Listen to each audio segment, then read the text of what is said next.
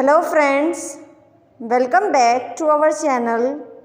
Before moving to video, do subscribe our channel for more interesting videos. Today we will learn about English sentence correction. One of my friends live in Tokyo. Wrong. One of my friends lives in Tokyo. I am looking forward to see you. Wrong. I am looking forward to seeing you. Correct. You should practice to speak English. Wrong. You should practice speaking English. Correct.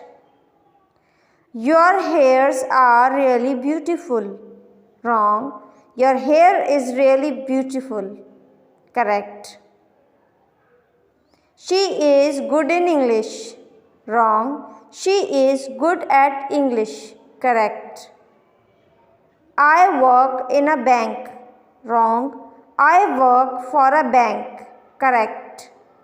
Like our video, please subscribe our channel, hit the bell icon to never miss any update.